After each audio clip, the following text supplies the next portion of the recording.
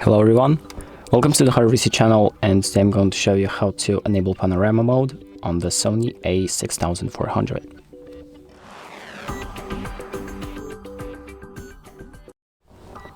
So the first thing that we're going to do is turn our camera to the top, and then we're going to turn this wheel to this little like squished square. So we're going to scroll it to that, and this is basically the panorama mode.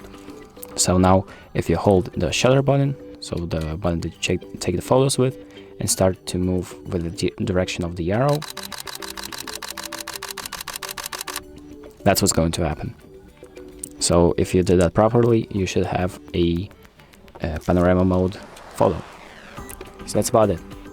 Thank you for watching. I hope this video helps you, and make sure to like and subscribe.